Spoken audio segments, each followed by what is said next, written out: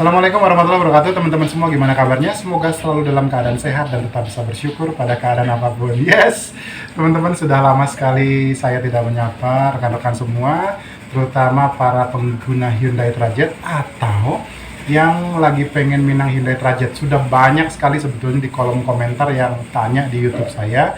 Mohon maaf karena saya baru bisa menanggapi kembali. Itu pun belum semua, teman-teman ya. Jadi Q&A itu sudah sampai part 3 kemarin. Nah, ini mungkin akan saya buat part 4 dari beberapa pertanyaan yang mungkin sama dengan pertanyaan beberapa teman-teman yang ingin meminang Trajet atau yang baru punya Trajet, bingung mesti harus diapain Trajetnya, perbaikannya di mana. Nah, itu kita jawab pelan-pelan ya. Oke, kita simak yuk Q&A part 4. Sebelum nonton video ini, jangan lupa subscribe dan tekan tombol loncengnya agar dapat notifikasi video terbaru dari saya. Enjoy! Oke, pertanyaan pertama dari Susiyanti ini. Nah, jadi beliau tanya, Om Awit, apakah ada bengkel sekitaran Tambun Selatan atau Bekasi? Ya, jadi sebetulnya bengkel untuk mobil Korea itu sudah ada beberapa. Di Bekasi Barat pun ada Bas Motor juga, daerah Bekasinya itu juga ada Gumilang juga. Nah, kalau misalkan Mbak Susi ini mungkin sudah baru punya Trajet, tapi bingung mau dibawa kemana, saran saya tinggal di daerah Bekasi, ikut saja komunitasnya. Jadi di komunitas kami itu, komunitas yang sedang mungkin saya jalani saat ini, itu di Bekasi itu banyak sekali ekspertisnya. Nah, terutama ada bengkel rekanan kita juga yang ada di Grand Wisata, dekat Grand Wisata, lalu ada di Bekasi Utara juga, ada di Bekasi Timur juga di Bola Kapal. Jadi ada beberapa, ada di Cikarang juga. Jadi kalau Mbak tinggal di daerah seputaran Bekasi atau Tambun, tinggal dipilih aja tuh bengkel dekat situ. Caranya gimana? Kalau misalkan mau ke bengkel 4 tadi yang saya sebutkan, gabung aja komunitasnya, masuk aja ke Facebooknya HTIC dan tanya caranya gimana untuk gabung di HTIC. Gampang kok. Di YouTube saya sebelumnya, saya sudah pernah sampaikan gimana caranya bergabung di HTIC. Nonton aja. Oke? Yang jelas kalau misalkan ada atau enggak, ada. Oke, pertanyaan kedua ini dari Mr. Tony. Assalamualaikum. Waalaikumsalam. Izin bertanya, Pak Bos, untuk spare part apakah langka dan mahal atau kebalikannya? Jadi teman-teman semua, ini sudah dibahas di part-part sebelumnya. Kalau teman-teman nonton Q&A dari part 1 sampai part 3, spare partnya banyak, sudah melimpah, dan sekarang beli online pun bisa. Teman-teman nggak perlu khawatir, banyak kok. Di offline, di online juga sudah banyak. Di daerah-daerah toko spare part Bekasi juga banyak. Kalau misalkan teman-teman tinggal di Bekasi, di Jakarta, mungkin ada beberapa orang yang tinggal di daerah Kalimantan atau semacamnya, atau di pelosok itu, ya saya sarankan beli untuk yang online dulu. Jadi nanti barang bisa dikirim, lalu dikerjakan oleh bengkel yang memang direkomendasikan teman-teman sendiri atau yang dipercaya teman-teman sendiri. Jadi soal spare part, Mas Tony, ini banyak kalau buat saya. Jadi nggak perlu khawatir, apalagi kita tinggalnya di daerah Jakarta, Bekasi, bahkan di Jawa Tengah atau Jawa Timur pun juga ada. Dan juga harus diimbangi dengan bengkel-bengkel yang memang menangani mobil Hyundai Trajet. Karena spare part sebagus apapun, kalau penanganannya tidak baik atau tidak paham dengan mobil Korea, itu nanti bisa jadi malah, ya kita nggak tahu ya. Mudah-mudahan jangan terjadi dengan mobil teman-teman, seperti mau praktek, kita nggak tahu. Jadi mereka bilang bisa semua mobil, ternyata memang ada beberapa mobil yang karakteristiknya unik, beda dengan mobil-mobil yang Jepang atau mobil yang pasaran yang sudah berjalan selain Trajet. Gitu ya. Jadi kalau spare part banyak, jangan ragu ya. Nonton deh di video sebelumnya. Thank you Om Tony. Pertanyaan ketiga dari Mas Saleh Abbas. Ya, Pak Saleh Abbas. Assalamualaikum. Waalaikumsalam. Om, konon kata orang Trajet penyakitnya overheat. Bener nggak? Nah, penyakit overheat itu sebetulnya bukan hanya di mobil Trajet, teman-teman. Jadi semua mobil itu bisa mengalami kendala overheat kalau kita itu tidak rutin cek untuk kebersihan radiatornya. Dicek teman-teman, 6 bulan sampai 1 tahun sekali itu dicek.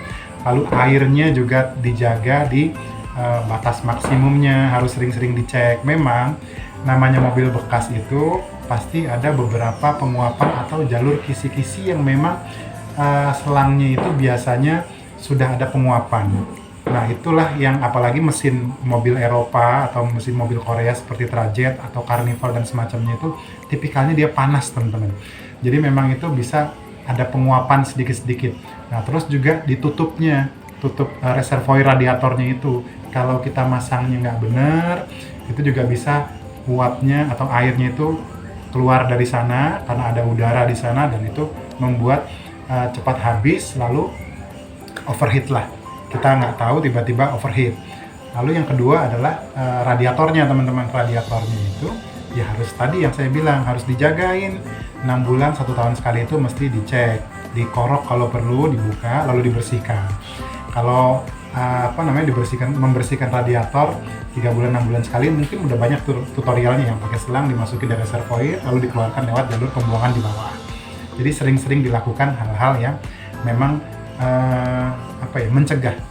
mencegah agar tidak overheat. Jadi bukan hanya Trajet aja, semua mobil kalau tidak dirawat ada potensi untuk overheat. Itu ya. Pertanyaan keempat dari Windsetter.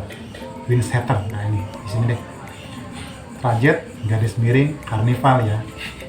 Saya sudah pernah jawab kayaknya teman-teman ya. Jadi semua kembali lagi ke selera, semua kembali lagi ke kebutuhan, semua kembali lagi teman-teman melihatnya dari sudut pandang yang mana.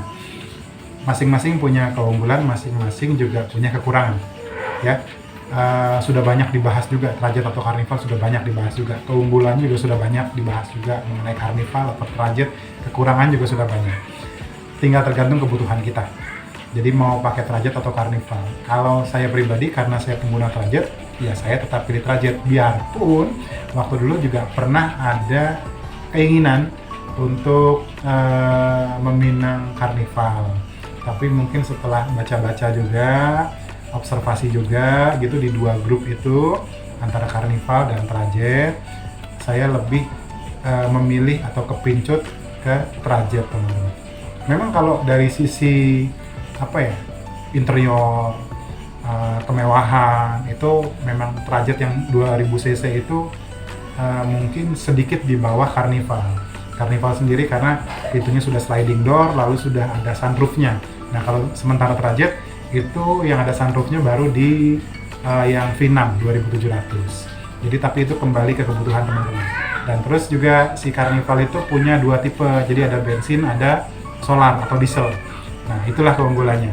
Tapi kalau tadi yang saya bilang kembali lagi teman-teman nyamannya kemana. Kalau memang dimensinya ya teman-teman ya, dimensinya itu dua-duanya mobil besar. Disesuaikan juga dengan area parkiran atau rumah teman-teman juga. Kalau Carnival buat saya mungkin sedikit lebih lebar dibandingkan Trajet. Sedikit lebih gemuk badannya dibandingkan Trajet. Jadi makanya karena saya rumahnya tidak terlalu besar, kalau disuruh milih antara Trajet sama Carnival ya saya pilih Trajet. Dimensinya sedikit lebih kecil dibandingkan Carnival si Trajet ini. Oke, itu ya teman-teman ya. Kembali lagi ke kebutuhan. Oke, hari ini 5 pertanyaan teman-teman ya. Jadi ini pertanyaan yang terakhir, ini datangnya itu dari Safariku 80. Kalau pakai Trajet, bagusnya tahun berapa ya Om? Pertanyaan dari Om yang tadi barusan ini kembali lagi kepada kebutuhan. Jadi kalau tahun 2000 sampai ke 2004 pertengahan itu ada DOHC teman-teman. Jadi ada DOHC. DOHC itu terkenal dengan tenaganya yang garang. 2000 cc tenaganya garang. Jadi memang juga ada yang GL8, ada yang GLS-nya juga.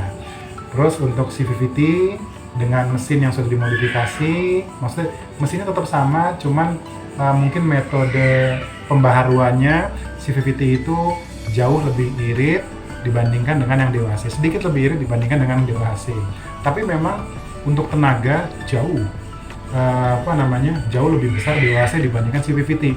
Sama seperti motor, ada karburator, ada injeksi.